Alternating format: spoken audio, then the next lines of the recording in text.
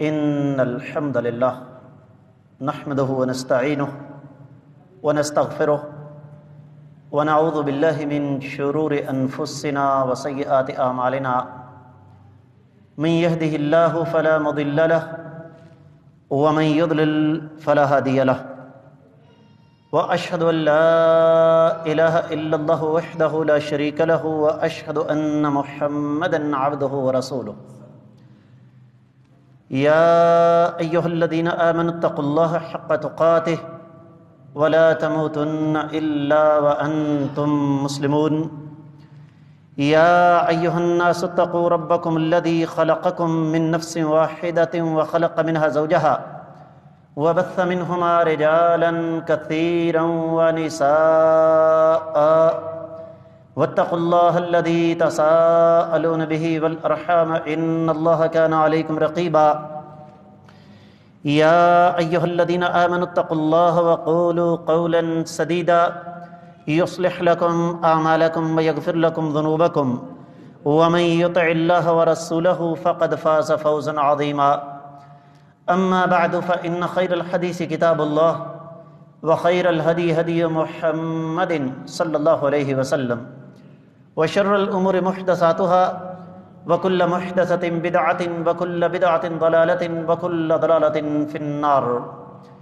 قال الله عز وجل بعد أعوذ بالله السميع العليم من الشيطان الرجيم بسم الله الرحمن الرحيم قاف والقرآن المجيد بل عجبوا أن جاءهم منذر منهم فقال الكافرون هذا شيء عجيب أإذا متنا وكنا ترابا ذلك رجع بعيد قد علمنا ما تنقص الأرض منهم وعندنا كتاب حفيظ بل كذبوا بالحق لما جاءهم فهم في أمر مريج أفلم ينظروا إلى السماء فوقهم كيف بنيناها وزيناها وما لها من فروج والأرض مددناها وألقينا فيها رواسي وأنبتنا فيها من كل زوج بهيج تبصرة وذكرى لكل عبد منيب ونزلنا من السماء ماء مباركا فأنبتنا به جنات وحب الحصيد والنخل باسقات لها طلع نضيد رزقا للعباد وأحيينا به بلدة ميتا كذلك الخروج كذبت قبلهم قوم نوح وأصحاب الرس وثمود وعاد وفرعون وإخوان لوط وأصحاب الأيكة وقوم تبع كل كذب الرسل فحق وعيد أفعينا بالخلق الأول بل هم في لبس من خلق جديد ولقد خلقنا الإنسان ونعلم ما توسوس به نفسه ونحن أقرب إليه من حبل الوريد إذ يتلقى المتلقيان عن اليمين وعن الشمال قعيد ما يلفظ من قول إلا لديه رقيب عتيد وجاءت سكرة الموت بالحق ذلك ما كنت منه تحيد ونفخ في الصور ذلك يوم الوعيد وجاءت كل نفس معها سائق وشهيد لقد كنت في غفلة من هذا فكشفنا عنك غطاءك فبصرك اليوم حديد وقال قرينه هذا ما لدي عتيد ألقيا في جهنم كل كفار عنيد مناع للخير معتد مريب الذي جعل مع الله إلها آخر فألقياه في العذاب الشديد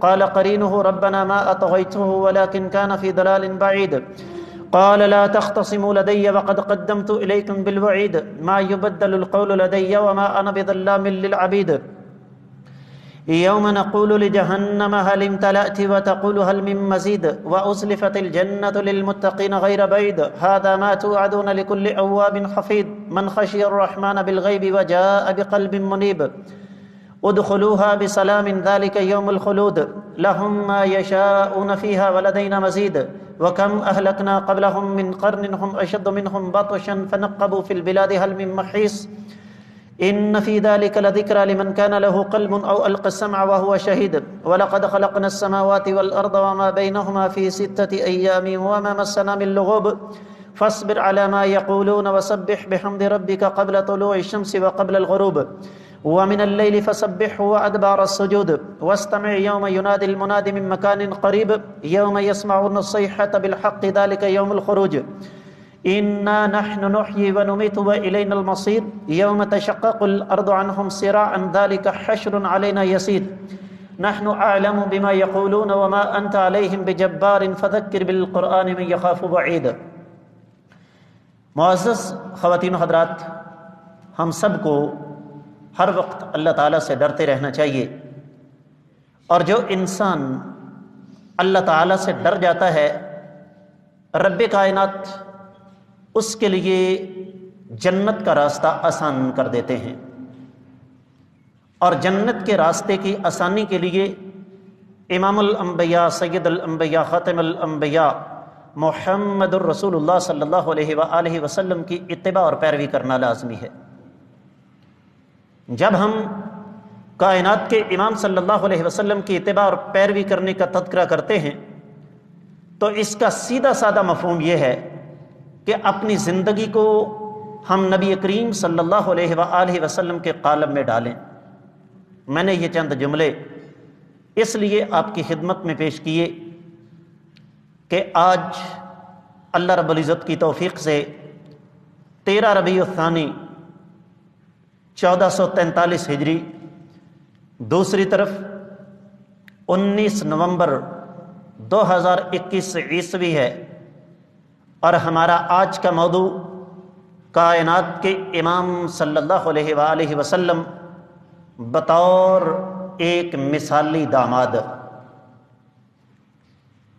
مجھے یقین ہے کہ اول تو آپ نے یہ موضوع اس سے پہلے سنا نہیں ہوگا، اور اگر سنا ہے تو بہت کم، اس لیے کہ ہمارے علماء، بلکہ یوں کہنا چاہیے کہ ہمارے خطباء کی اکثریت اس قسم کے موضوعات کو اس قابل نہیں سمجھتی کہ عوام الناس کے سامنے ان پر کچھ گفتگو کی جائے، حالانکہ حقیقت اس کے برعکس ہے۔ میں یہ سمجھتا ہوں کہ منبر رسول کی عظمت، اس کا تقدس اور منبر رسول کی ذمہ داری ہم سے اس بات کا تقاضا کرتی ہے کہ ہم ایسے موضوعات کا انتخاب کریں جس سے ہر سننے والا یہ سمجھے کہ یہ مجھ سے مخاطب ہو کر بات کی جا رہی ہے۔ کائنات کے امام صلی اللہ علیہ وآلہ وسلم کی عائلی زندگی، آپ کی گھریلو زندگی، اس کے ان گنت لا تعداد بے شمار پہلو ہیں، اور یہاں آگے بڑھنے سے قبل میں ایک اور بات کا تذکرہ کرنا ضروری سمجھتا ہوں، اور وہ یہ کہ رب کائنات نے نبی کریم صلی اللہ علیہ وسلم کی زندگی کا ایک ایک پہلو ان گنت لا تعداد بے شمار حکمتوں سے پر رکھا ہوا ہے۔ نبی علیہ الصلوۃ والسلام کی زندگی کا کوئی ایک پہلو بھی ایسا نہیں ہے جس میں کئی حکمتیں پوشیدہ نہ ہوں۔ آقا علیہ الصلوۃ والسلام نے اپنی زندگی میں کم و بیش 11 شادیاں کیں، اور دلچسپ بات یہ ہے کہ ہر شادی کے ساتھ امت کے لیے ایک نہیں، دو نہیں، کئی فائدے منسلک تھے۔ یہ ایک علیحدہ موضوع ہے کہ نبی کریم صلی اللہ علیہ وسلم نے جو ایک سے زیادہ شادیاں کیں ان میں حکمتیں کیا تھیں۔ امت کے لیے 4 سے زیادہ شادیوں کی اجازت نہیں ہے، لیکن آقا علیہ الصلوۃ والسلام نے اپنی زندگی میں کم و بیش 11 شادیاں کی ہیں، اور ان میں سے بھی کم و بیش 10 شادیاں آپ نے کی ہیں جب آقا علیہ الصلوۃ والسلام کی عمر 50 سال سے اوپر جا چکی تھی۔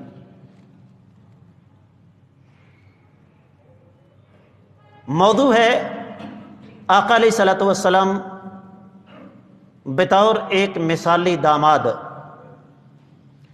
نبی کریم صلی اللہ علیہ وآلہ وسلم کی سب سے پہلی زوجہ محترمہ کا نام ہے سیدہ خدیجہ رضی اللہ تعالی عنہا، جن کے ساتھ اللہ کے نبی صلی اللہ علیہ وسلم کا ساتھ کم و بیش کوئی 25 سال کا عرصہ رہا۔ اور یہ سیدہ خدیجہ رضی اللہ تعالیٰ عنہا کی عظمت ہے کہ آقا علیہ الصلوۃ والسلام نے ان کی زندگی میں کسی اور عورت کے ساتھ شادی نہیں کی ہے. لیکن ہمارا موضوع اس کے ساتھ اس بات کا تعلق یہ ہے کہ ساری دنیا کے سیرت نگاروں کو، ساری دنیا کے مورخین کو، ساری دنیا کے محدثین کو، ساری دنیا کے مستشرقین کو ایک چیلنج ہے کہ نبی کریم صلی اللہ علیہ وسلم کی سیدہ خدیجہ رضی اللہ تعالیٰ عنہا کے ساتھ 25 سالہ رفاقت کے دوران کوئی ایک مثال ثابت کر دیجئے کہ آقا علیہ الصلوۃ والسلام کا کبھی اپنے سسرالیوں کے ساتھ کسی موضوع پر کبھی اختلاف ہوا ہو، کبھی جھگڑا ہوا ہو. وجہ کیا ہے؟ میرے اور آپ کے آقا علیہ الصلوۃ والسلام ایک مثالی داماد تھے.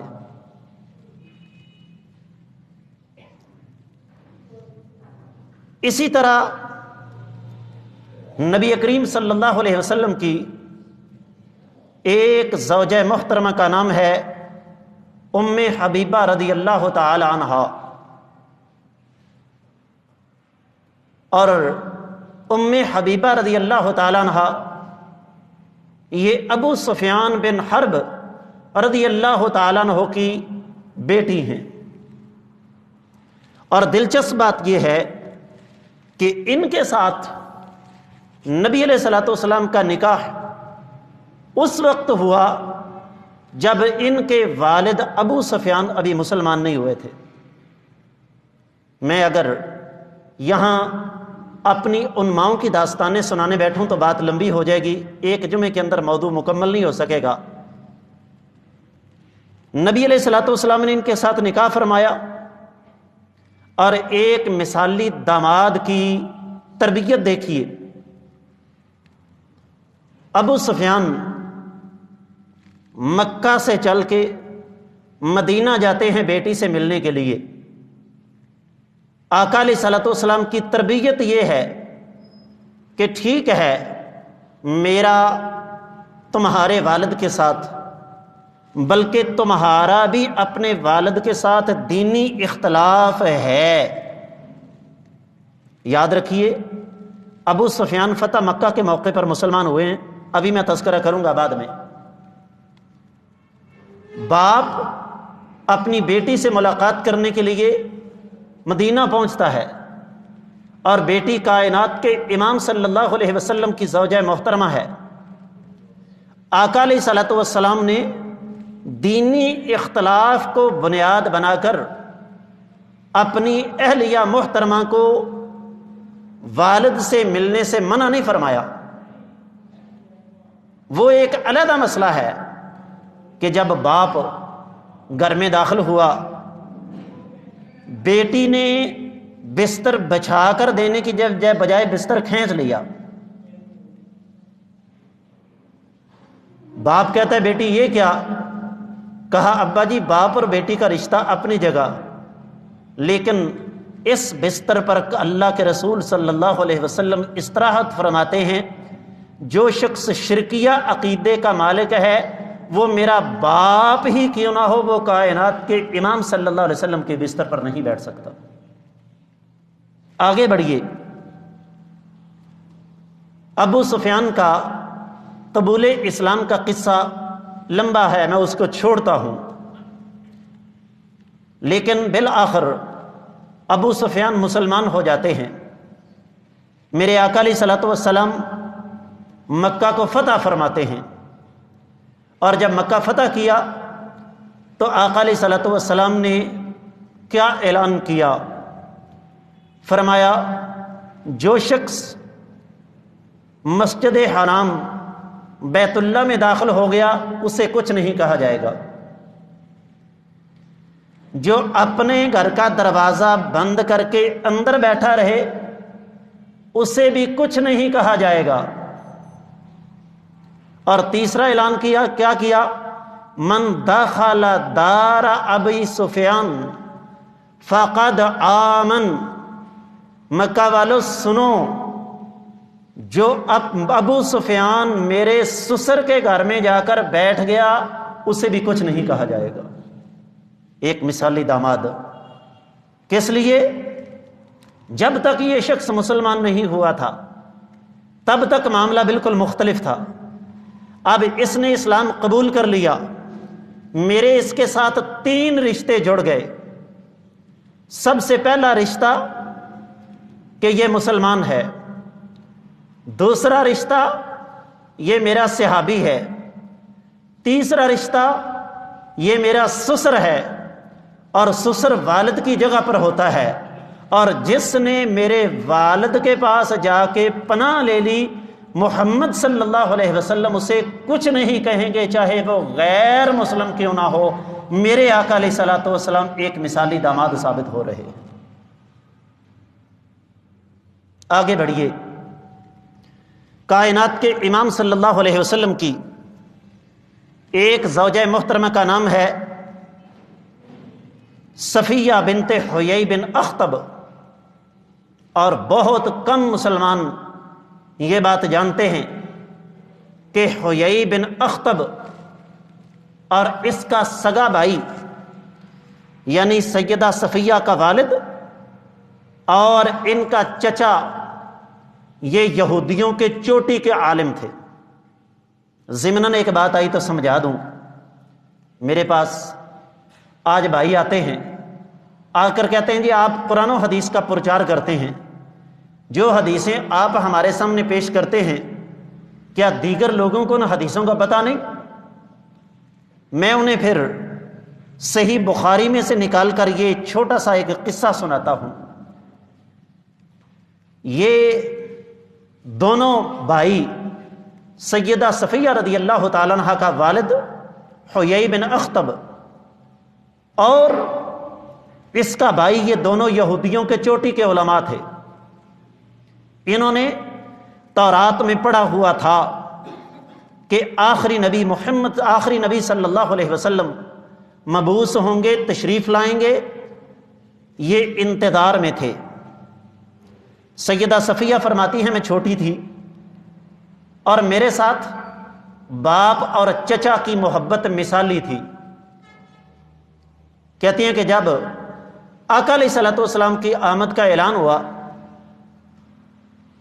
تو میرا والد نبی علیہ الصلوۃ والسلام سے ملنے کے لیے گیا، واپس آیا، شام کو تھکا ہارا، چہرے پہ نحوست برس رہی ہے، جس طرح بندہ کسی مشن سے ناکام آیا ہوتا ہے۔ تو کہتی ہے میں معمول کے مطابق دوڑ کر گئی استقبال کے لیے، تو وہ میرا والد جو کہ مجھ سے بے پناہ محبت کرتا تھا، اس نے مجھے جھٹک کر ایک طرف پھینک دیا، جس طرح بندہ بڑا تنگ ہوتا ہے۔ کہتی ہے اب میرے والد اور میرے چچا کی گفتگو ہوئی تو میرے چچا نے پوچھا ہوا کیا یہ نبی محمد صلی اللہ علیہ وسلم وہی ہیں؟ میرا والد کہنے لگا نعم ہوا یہ وہی ہیں۔ تو کہنے لگا کیا خیال ہے پھر ان کا ساتھ دیا جائے؟ کہنے لگا جب تک زندہ ہوں ان کی مخالفت کرتا رہوں گا۔ یہ تسلیم کرنے کے بعد کہ نبی علیہ الصلوۃ والسلام اللہ کے، بولو اللہ تعالیٰ کے سچے نبی ہیں۔ آئیے بات کو آگے بڑھاتے ہیں۔ سیدہ صفیہ رضی اللہ تعالیٰ عنہ کے ساتھ نبی علیہ الصلوۃ والسلام کا نکاح کن حالات میں ہوا وہ ایک علیحدہ کہانی ہے، علیحدہ داستان ہے۔ آقا علیہ الصلوۃ والسلام جس جگہ تشریف فرما ہوا کرتے تھے اوپر سے پتھر گرا کر نبی علیہ السلام کو شہید کرنے کی سازش کرنے والا یہی حیی بن اخطب بدبخت تھا، اور پھر یہیں پہ بس نہیں، اس نے مدینہ میں رہتے ہوئے مکہ والوں کے ساتھ مل کر سازشیں کی، مدینہ میں رہتے ہوئے منافقین کا ساتھ دیا۔ یہ تمام کی تمام باتیں اپنی جگہ، لیکن پھر ایک دفعہ چیلنج کر رہا ہوں کہ کائنات کے امام صلی اللہ علیہ وسلم نے اگر اپنی زندگی میں اپنے سسر کی وجہ سے اپنی بیوی سیدہ صفیہ رضی اللہ تعالیٰ عنہ کو اف تک کہا ہو، دنیا کا کوئی شخص ثابت کر دے، نہیں ثابت کر سکتا۔ آقا علیہ الصلوۃ والسلام ایک مثالی داماد تھے۔ اس کے برعکس موجود ہے۔ ہماری مائیں نبی علیہ الصلوۃ والسلام کی ازواج مطہرات، ہوتا ہے نا آپس میں تھوڑا بہت مسئلہ، تو چونکہ سیدہ صفیہ رضی اللہ تعالیٰ عنہا یہودی خاندان سے تھیں، تو ایک دفعہ ہماری ایک ماں نے سیدہ صفیہ کو یہودیہ کہہ دیا۔ میرے آقا علیہ السلام نے فرمایا اس کو یہودیہ مت کہو، اللہ نے اسے 2 عظمتیں عطا فرمائی ہیں۔ پہلی عظمت یہ اپنے نبی پر بھی ایمان لائی، اور دوسری عظمت یہ محمد رسول اللہ صلی اللہ علیہ وسلم پر بھی ایمان لائی۔ اور آگے بڑھیے، نبی علیہ الصلوۃ والسلام کی ایک زوجہ محترمہ کا نام ہے جویریہ بنت حارث رضی اللہ تعالی عنہا۔ پھر ایک دفعہ عرض کر دوں، اختصار کے تقاضے آگے بڑھنے کی راہ میں رکاوٹ ہیں، تفصیلات میں نہیں جا سکتا۔ سیدہ جویریہ کن حالات میں مسلمان ہوئیں یہ ایک مستقل اور الگ داستان ہے، لیکن اختصار کے ساتھ صرف آپ کی خدمت میں اتنی بات عرض کر دوں کہ سیدہ جویریہ رضی اللہ تعالیٰ عنہا ایک جنگ کے موقع پر کچھ قیدی پکڑے گئے، ان میں سے ایک یہ بھی تھیں، نبی علیہ الصلوۃ والسلام کے حصے میں آ گئیں۔ نبی علیہ السلام کے حصے میں نہیں آئیں بلکہ ایک صحابی کے حصے میں آئیں، ان کے ساتھ انہوں نے تحریری معاہدہ کر لیا کہ میں اگر تمہیں اتنے پیسے دے دوں تو تم مجھے آزاد کر دو گے۔ اس نے کہا جی ٹھیک ہے۔ یہ نبی علیہ الصلوۃ والسلام کی خدمت میں حاضر ہوئیں، آقا میرے ساتھ اس قسم کا معاملہ ہوا ہے۔ نبی علیہ الصلوۃ والسلام نے فرمایا تمہاری مکاتبت کی ادائیگی میں کروں گا۔ ان حالات میں نبی علیہ الصلوۃ والسلام کا نکاح ہوا۔ اگلی بات جو اصل سمجھانا چاہتا ہوں، اصل بات کیا ہے کہ انہوں نے کہا اللہ کے رسول صلی اللہ علیہ وسلم اب آپ نے میرے ساتھ نکاح کر لیا، کیا آپ، بلکہ یہ داستان غالباً سیدہ میمونہ بنت حارث رضی اللہ تعالیٰ عنہ کی ہے۔ جی تو ہوا کیا؟ فرمایا کیا آپ اپنے سسرالیوں کے قیدیوں کو اپنے پاس رکھیں گے؟ توجہ کے ساتھ بات کو سنیے گا۔ نبی کریم صلی اللہ علیہ وسلم نے ارشاد فرمایا جاؤ میری اہلیہ، اگر تمہاری زبان سے یہ بات نکلی ہے تو میں تمہاری اس بات کا احترام کرتے ہوئے تمام کے تمام قیدیوں کو آزاد کر دیتا ہوں۔ سیدہ عائشہ رضی اللہ تعالیٰ عنہ کی زبان ہلی، فرمایا میں نے اپنی زندگی میں آج تک اپنے میکے والوں کو اس سے زیادہ فائدہ پہنچانے والی عورت کوئی نہیں دیکھی۔ ایک مثالی داماد محمد رسول اللہ صلی اللہ علیہ وآلہ وسلم۔ آگے بڑھیے، نبی علیہ الصلوۃ والسلام کی ایک زوجہ محترمہ کا نام ہے سیدہ حفصہ بنت عمر بن خطاب رضی اللہ تعالیٰ عنہما۔ نبی علیہ الصلوۃ والسلام کے ساتھی سیدنا عمر رضی اللہ تعالیٰ عنہ کی زوجہ بیٹی، یہ کباری نہیں تھی۔ کن حالات میں نبی علیہ السلام کے ساتھ شادی ہوئی سن لیجئے۔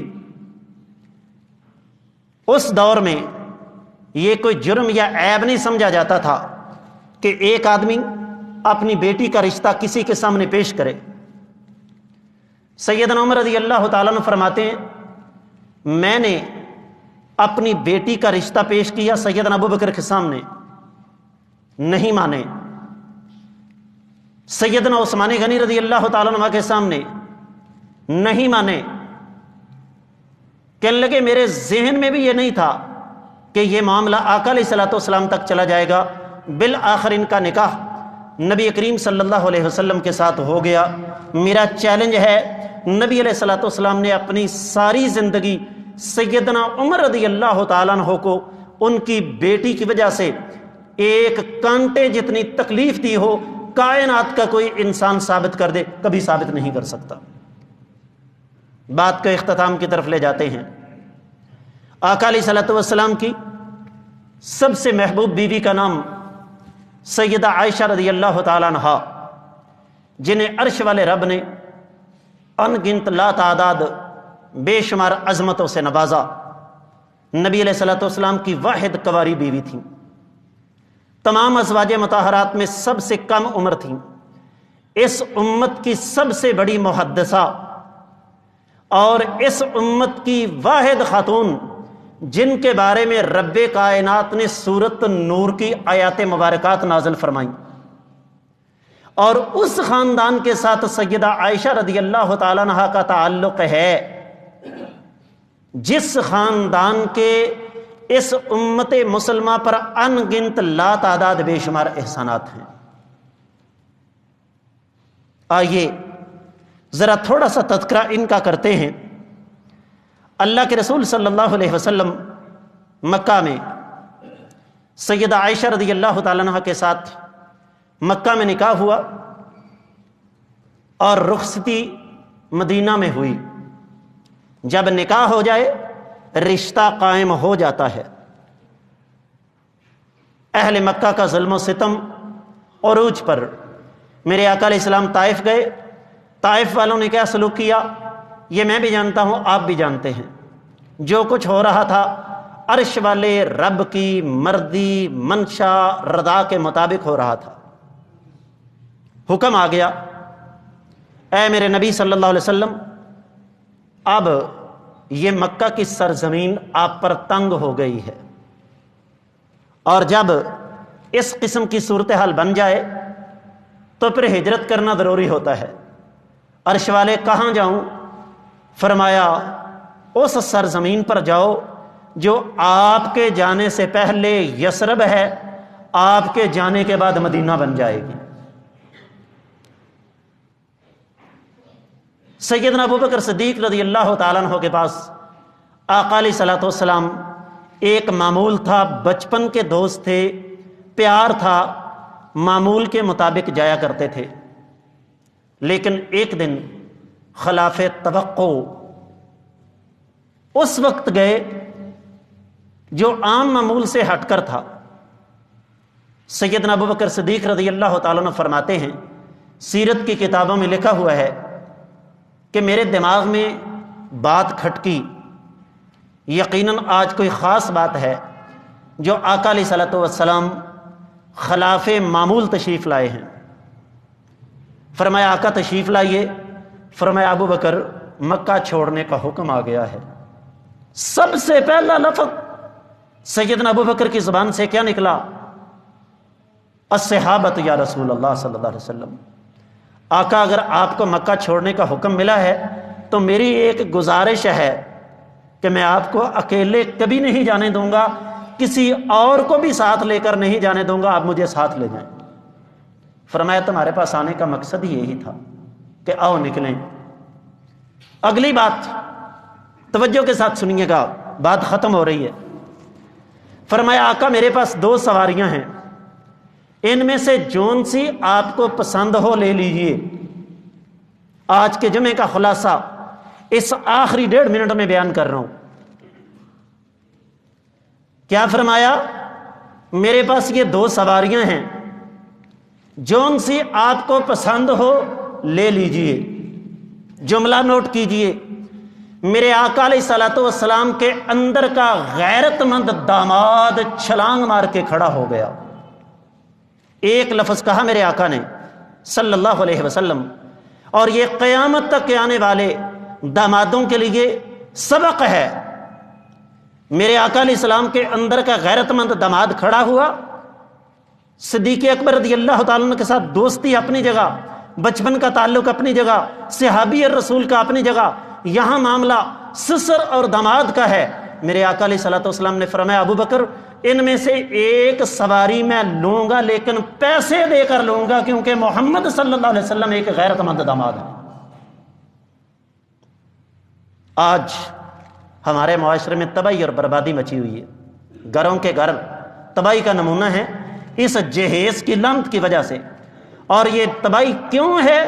نہ ہم نے اپنی تربیت کی، نہ اپنے بچوں کی تربیت کی، کہ سسرالیوں کے مال پر پلنے والا انسان غیرت مند داماد نہیں ہوتا۔ یہ ہے آج کے جمعے کا خلاصہ۔ اللہ تعالی ہمیں بھی غیرت مند داماد بننے کی توفیق عطا فرمائے۔ وما علیہ الا البلاغ المبین۔